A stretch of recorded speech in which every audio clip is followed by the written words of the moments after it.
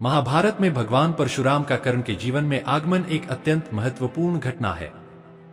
इस कथा के माध्यम से कई नैतिक और आध्यात्मिक संदेश छिपे हुए हैं। कर्ण और परशुराम की कहानी हमें बताती है कि किस प्रकार दैवीय हस्तक्षेप से न्याय की स्थापना की जाती है और मनुष्य के कर्मों का फल उसे मिलता है। कर्ण के अंत में भगवान परशुराम के आगमन को समझने के लिए हमें उनके जीवन की पृष्ठभूमि और उनके कर्ण से जुड़ाव पर ध्यान देना होगा।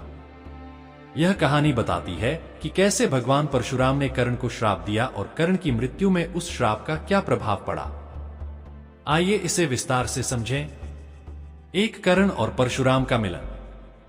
कर्ण सूर्यदेव और कुंती का पुत्र था, परंतु वह एक सूत पुत्र के रूप में बड़ा हुआ। जब उसने अस्त्र शस्त्र विद्या सीखने की इच्छा जताई तो उसे कई बार उसका कुल और जाति देखकर ठुकरा दिया गया। इसी क्रम में कर्ण ने भगवान परशुराम से शिक्षा प्राप्त करने का निश्चय किया।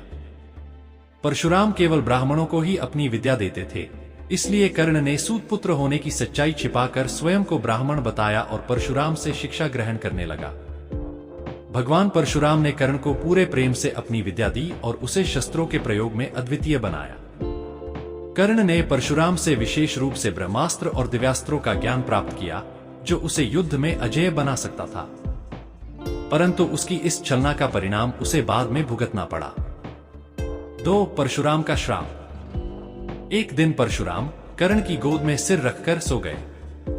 उसी समय एक कीड़ा कर्ण के पैर में आकर काटने लगा, लेकिन कर्ण ने परशुराम के आराम में कोई बाधा न हो, इसलिए इस दर्द को सहन कर लिया। जब परशुराम की आंख खुली तो उन्होंने देखा कि कर्ण का पैर खून से लथपथ है। परशुराम को यह देखकर आश्चर्य हुआ कि कोई ब्राह्मण इतने कष्ट को सहन नहीं कर सकता। उन्होंने कर्ण से उसकी सच्चाई पूछी। तब कर्ण को सत्य बताना पड़ा कि वह एक सूत पुत्र है। इससे परशुराम क्रोधित हो गए और उन्होंने कर्ण को श्राप दे दिया कि वह जिस समय सबसे अधिक संकट में होगा, उस समय उसके सारे शस्त्रों का ज्ञान और उनका प्रयोग उसे याद नहीं रहेगा।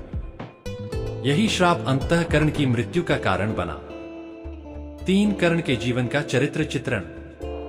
कर्ण को महाभारत के प्रमुख नायकों में से एक माना जाता है। वह दानवीर, पराक्रमी और साहसी था, परंतु उसने कई बार गलत पक्ष का साथ दिया। कर्ण ने दुर्योधन का साथ दिया, जो अधर्म का प्रतीक था। वह जानते हुए भी अन्याय का साथ देता रहा और युद्ध में अधर्म का समर्थन करता रहा। परंतु वह स्वयं को दुर्योधन का मित्र मानता था और इसी कारण उसने हमेशा कौरवों का साथ दिया।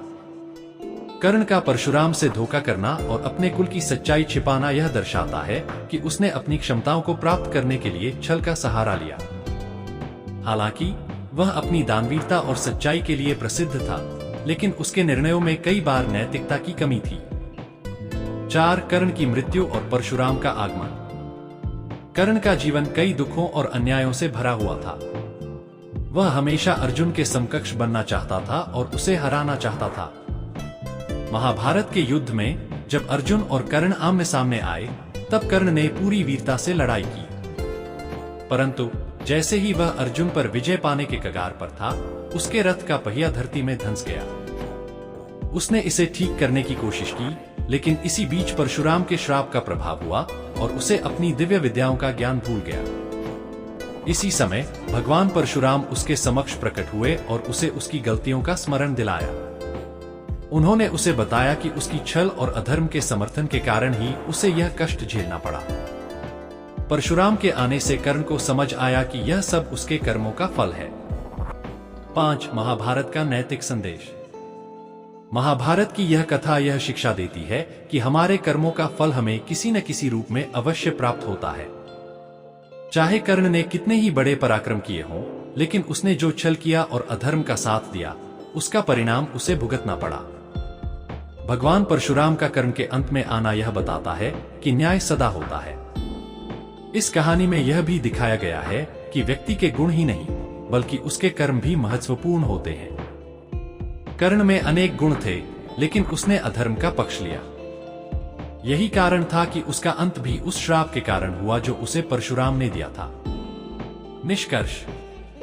कर्ण के अंत में भगवान परशुराम का आगमन एक प्रतीकात्मक घटना है, जो यह दर्शाती है कि न्याय और सत्य का सदा ही पालन होता है।